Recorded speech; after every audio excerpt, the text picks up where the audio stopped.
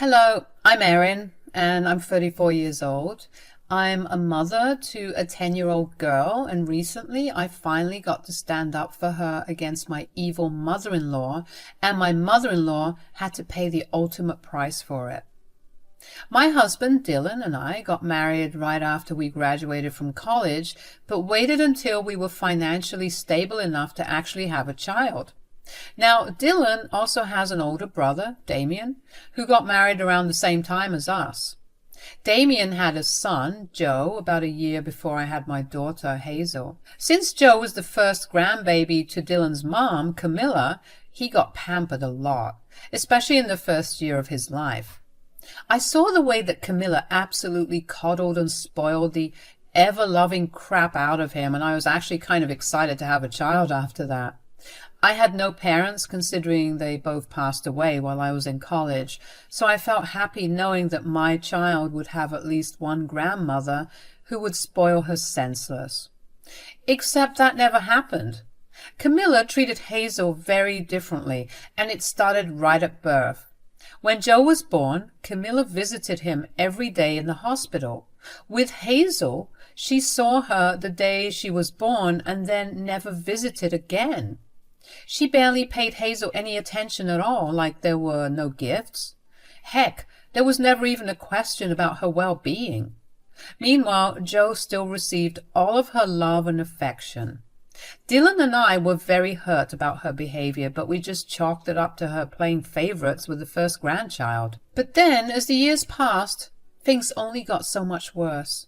Because of their close ages, Joe and Hazel would spend a lot of time together, especially when Camilla would offer to babysit both of them to give the parents some time off. Joe and Hazel would do the same activities and play the same games, yet Camilla would go on praising Joe while she ignored Hazel, or she would downplay whatever Hazel did because it was never as good as Joe's. It used to boil my blood whenever I'd see Hazel run to Camilla to show her something she made or learned, and Camilla would just brush her off. But if Joe simply walked into the room, Camilla would be waxing poetry about his greatness. Now, Dylan and I made sure to make Hazel feel loved and appreciated, of course. In fact, we even went above and beyond to make sure that she was happy. But this went on for 10 years. I never confronted Camilla because I always managed to make Hazel feel better, and I stopped letting Hazel be around Camilla too much. That didn't stop Camilla from still being critical of Hazel. But Dylan usually handled the situation and would tell Camilla to be nicer. Anyway, everything came to a head on Camilla's birthday. She invited the entire family over to her place for lunch. As a gift, Hazel made Camilla a painting of the two of them in the park, playing on the swings. That day was the only day that the two of them spent time together without anyone else, and it clearly had a special place in Hazel's heart. I knew that Hazel would be devastated if Camilla did not appreciate it. But most of all, I knew that I'd lose my head if Camilla didn't. Camilla greeted us at the door when we arrived. "Happy birthday, Camilla." Thanks. How are you guys doing?" "Everything's going great. How are you doing?" "I couldn't be happier. My family's here and we're celebrating me." "Speaking of celebrating you, Hazel made you something." "Did you now, Hazel?" "Yes, Grandma. It's not very pretty or anything." "Darling, it's gorgeous. Just give it to Grandma. I'm sure she'll appreciate it." "Yeah, show me." "Here you go. Happy birthday, Grandma." "Oh, it's a painting. You know, Joe just made me a painting too, and let me tell you, that boy is great with his colors." "Okay, but do you like Hazel's painting for you?" "Yes, I mean, it's quite okay. I wouldn't say it was worth putting in the fridge, because if I did that, then Hazel would be put to shame when anyone saw Joe's painting." "Okay, that's enough. Hazel, go play with Joe. We need to talk to Grandma." "Yes, Dad." "Why are you always so mean to Hazel, Camilla?" "I'm not being mean to her. I didn't say a mean word against her painting at all, even though I had so many things to critique about it." "Why are you constantly comparing her to Joe? She's done nothing but try her hardest to impress you, and all you do is make her feel like crap for it. I'm not comparing anyone to anyone. All I'm doing is stating facts. And the fact is that Joe is better than Hazel at most things. Look, I can't tell you what opinions to have, but the least you could do is keep them to yourself. Every time you compare Hazel to Joe, she feels so sad and upset with herself. If you keep glorifying her every deed, she's never going to learn. She can always deal with some criticism, and in fact, learning to deal with criticism is a very important life lesson. Sure, but I never see you criticize anything that Joe does. That's so unfair to Hazel. Life's unfair. Get used to it. You know what? Since you're so hell-bent on comparing Hazel and Joe together, I simply won't let you meet Hazel. She doesn't deserve a grandmother who doesn't love her and constantly makes her feel bad about herself. You can't stop me from seeing my grandchild. Son, say something. No, Mom, Erin's right. You need to apologize and show us that you're willing to treat your grandchildren equally. And only then we'll let you see Hazel. Camilla couldn't believe that we were standing up to her. We called Hazel back to us and we left the party shortly after that. We did get a few texts from some family members telling us that we were jerks for leaving so soon and causing a scene, but none of them saw how crumpled Hazel's face looked when Camilla dismissed her painting altogether and compared it to Joe's. Dylan and I ignored all the texts we got about us leaving, and eventually people stopped bothering us. About a week and a half after Camilla's birthday, Camilla finally called me. I was tempted to not answer the call, but decided to be the bigger person and give her a chance. Hello, Erin. Hi, Camilla. What's going on? Oh, nothing. Just wanted to call and see if you were still mad at me. I wouldn't say that I'm mad, but I am upset with you. Look, I've been giving it some thought, and I realize that I may just have been a tad bit mean to Hazel. A tad bit? You were a lot mean, to the point where Hazel simply doesn't do anything on her own because she's so worried about how bad she is. Oh my, that is not what I wanted to do at all. Yeah, so maybe you owe her an apology more than me. I agree. Anyway, I was only calling you because I had an idea of how I could make it up to her. Oh, really? How? Well, I was thinking of taking Joe on a ski trip in the first week of next month. I've already rented a lodge and we'll be going by car, so there's plenty of room for Hazel if she wants to join in. You want to take her on a trip? Just her? Well, I figured it would be a great way for us to bond and for me to make amends for how rudely I treated her. I don't know if that's a good idea. Why not? You wanted me to make amends, and when I'm trying, you have an issue with it? Look, in our presence itself, you treat her so badly. Who's to say that you won't treat her the same or even worse when Dylan and I aren't around? I know this is a trip that you want to use as a way to make up to Hazel, but this is a big jump. Are you trying to say that you don't trust me? I'm her grandmother. Why would I hurt her in any way? I'm not saying that I don't trust you. All I'm saying is that I'm worried that if you do or say something unintentionally mean, no one is going to be there to comfort Hazel. I promise you that I won't let anything happen to Hazel. I swear that I really want to use this trip as a way for me to make up to Hazel. I'll talk to Dylan about this and I'll get back to you by the end of the week if that's okay. Yes, of course. Take all the time you need.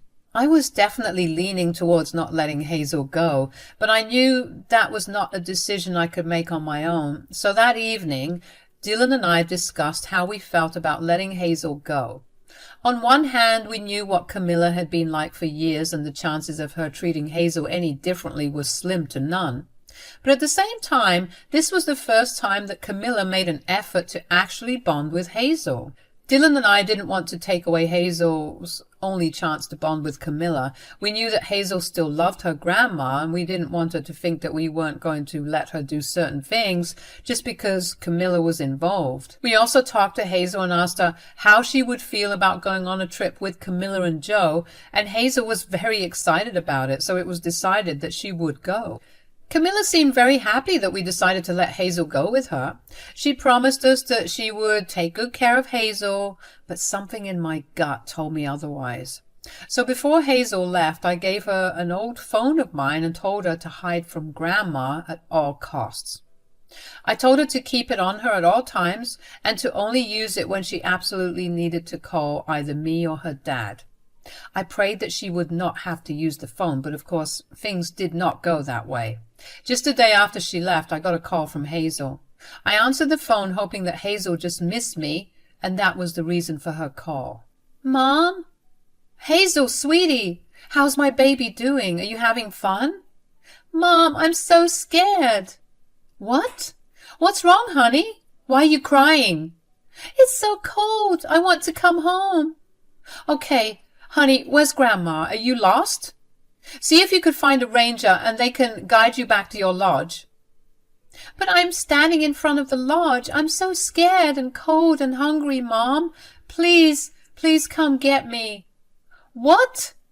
Okay, wait. Honey, I need you to calm down and tell me what happened. I don't know what happened. After all of us came back from skiing, Grandma got mad at me and stole all my warm clothes and locked me out of the lodge. I've been asking her to let me in for so long, but she isn't listening. What? Why would she do that? Hold on, sweetie. Your dad's going to get you some help. Why don't you tell me why Grandma was mad? Are you and Dad going to come and pick me up? Of course, sweetie, but it will take us a while to get there. In the meantime, we'll have someone else take you to a safe place and give you something warm to wear, and probably even hot chocolate. Okay, please make it fast. It's so cold. I know, sweetie. Now tell me why Grandma got mad. Well, Joe and I were both skiing for the first time, and Joe was struggling to keep his balance while I could do it really well. You could? Sweetie, that's amazing. I'm so proud of you. Thanks, Mom. But it really wasn't that hard. Hush. You don't have to be so humble about it either. Okay. But Joe started crying after seeing me do well, and after our instructor kept praising me. Grandma got mad at me after that, and she didn't talk to me until we got home, and then she just threw me out. What? I'm going to give that woman a piece of my mind. Do me a favor, sweetie, and do not tell your grandma that I'm coming there, okay? Yes, Mom. Sweetie, your dad's saying that there's a ranger approaching you right now. Can you see him? I see someone approaching me. Ask him what his name is and ask him what his favorite drink is. If he says anything else but Sam and hot chocolate, ignore him, okay? Yes, Mom. Okay, his name is Sam, and he loves hot chocolate. Should I go with him? Yes, sweetie. Take care and keep me updated, okay? Yes, Mom. My heart was racing as soon as Hazel ended the call. How could Camilla do that to a child? I was 100% sure that Camilla would not even care to look for Hazel because she'd be too wrapped up in taking care of Joe. Dylan and I grabbed our warm coats and jackets and made the 3-hour drive to where they were staying. The entire drive there, the only thing we were focused on was making sure that our little girl was safe. I was still waiting for a call from Camilla to at least tell me what happened, but I got nothing. Hazel kept texting me every 15 minutes to let me know that she was fine. Getting those messages eased Dylan's and my worries, but that only gave rise to another emotion, anger. We were furious at Camilla for putting our daughter's life at risk in that manner. If I hadn't sent Hazel with the phone, what were the odds that she'd be able to find a ranger herself? I was willing to bet that they were very slim. By the time Dylan and I reached it, it was starting to get dark. I told Dylan to find Hazel and wait in the car for me while I dealt with Camilla. As I approached Camilla's lodge, I heard Camilla's loud laughter, and that only made my blood boil even more. I knocked on the door and waited for her to open it. Camilla looked very surprised to see me there. Erin, what are you doing here? Where's Hazel? Oh, she's just out and about somewhere. You mean you don't know where she is? You were supposed to be looking after her. I sent her here in your care. Look, Nothing bad ever happens around her, and I'm sure she's safe. Is this your way of making things up with Hazel? You just leave her alone to wander in a place that's cold and unknown to her? Why don't I call a ranger, and I'm sure they'll know about where she is. Yeah, there's no need for that. We're here because Hazel is at one of the rangers' cabins. So she's safe, and you just came out here to yell at me? You didn't even seem bothered. Are you nuts? My child could have gotten hurt, and you wouldn't have known. Do you love Joe so much that you were willing to put Hazel's life in danger? What are you talking about? Hazel told me about what happened when you were skiing today. You're the one that pampered Joe so much that he can't stand it when he can't be perfect at something. You beat that value into Hazel but refused to do it with Joe. You clearly have a favorite, and while I have no problem with that, I do want to know why you were willing to let my daughter freeze out here in the cold because Joe threw a fit about not being able to ski as well as Hazel. That was not the case at all. Do not even try to lie to me. I spoke to your skiing instructor and he corroborated Hazel's story. Fine. If you must know, I hate that Hazel looks like the spitting image of you. Excuse me? I do not like you one bit, and I hate that my only granddaughter looks nothing like my son. Joe looks exactly like his dad, and that is why I treat him so well. So you treat my daughter like crap because of the way she looks, which is something she had no control over? She deserves it anyway. The way she was gloating today was unacceptable. I had to teach her a lesson. You know what? If I keep talking to you, I'm afraid that I'm going to get violent. I will deal with this in another way. I don't want you near my family ever again. Camilla didn't even bother following me as I went towards the car where Dylan and Hazel were, and the thought that Camilla didn't even take anything I said seriously made me angrier. After I made sure that Hazel was not harmed in any way, Dylan and I took her out for dinner and we talked to her to make sure that she wasn't traumatized in any way. Thankfully, the rangers that kept her company were really sweet and distracted her enough to not think about what Camilla had done to her. That night, after we put Hazel to bed, Dylan and I decided that we were going to speak to a lawyer and figure out if we could press charges against Camilla for what she did. Dylan and I spent the next week gathering information, and then we decided to file a case against Camilla for child neglect and ask for her grandparents' rights to be taken away. It didn't take long for Camilla to call me and yell at me for filing a case against her. What did you do? You filed a case against me? Hello, Camilla. I'm doing good. Thanks for asking. Quit the sarcasm and answer me right this second. I told you that I was going to deal with you another way. You filed a case against me for child neglect and you're asking for my grandparents' rights to be stripped away? I see nothing wrong with that. I didn't do anything wrong. You can't ruin my name and reputation like this. You endangered my daughter because of your childish mentality. You bullied her for years only because she looked like me. It's okay to hate me, but to bully a child? That's unacceptable. You're only going to be paying the price for what you did. I didn't think it was this bad. You could have talked to me about this instead of charging me with a crime. I did try to talk to you, Camilla, and when I finally thought that you listened to me, you went ahead and put my daughter's life at risk. I don't think that any more talking would have changed the way you behaved towards Hazel. Fine. Charge me with whatever you want. You can't prove a single thing. Kids make things up, so there's no way to prove whatever Hazel says. You know that the lodge you rented had many security cameras around it, right? Not to mention, we have the rangers to confirm our story and many witnesses. You're going to go down. I'm sorry. Please, I promise I'll be better. I doubt that. Why don't you use this time to think about how to be a better person and why what you did was wrong? I'll see you in court.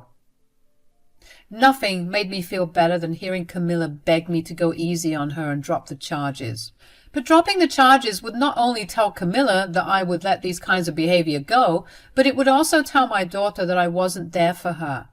And I would never send either of those messages. Over the next few weeks, I went to court a lot. The jury and the judge looked appalled when they heard what Camilla had done to Hazel. It's safe to say that Camilla had a very hard time defending herself. Because she didn't actually cause any harm to Hazel, she was charged with a pretty heavy fine and was given a restraining order from my family. She was also stripped of her grandparent rights. It was so satisfying to watch Camilla break down when she heard her verdict. I don't know why she was sobbing so much when she had no issue making my daughter feel the brunt of her anger. Nobody in the courtroom felt an ounce of pity for her, and that, in my book, was a win. Camilla did call us again after the hearing, but Dylan told her to stay away from us for good.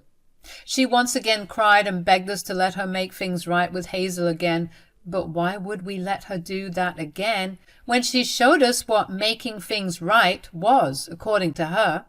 Not to mention my daughter absolutely hates Camilla and doesn't want anything to do with her. Now, don't you worry about my daughter's newfound talent. After everything with Camilla was wrapped up, Dylan and I took Hazel to another place where she could ski as much as she wanted, and boy did she do that. The three of us remained in the snow all day, and I had to practically drag Hazel back into our cabin after the sun began to set. I'm just glad that that one experience with Camilla did not ruin something this good for Hazel. Things are slowly starting to get better at home, though. Joe's dad, Damien, called us to apologize for what happened and has put Joe through therapy so he can nip whatever bad habit that Camilla has instilled in him. It's safe to say that everyone in Dylan's family has gone low to no contact with Camilla. I'm excited to see where life takes us from here on. One thing's for certain, I am never letting anyone ever make my daughter feel like she's lesser than anyone else.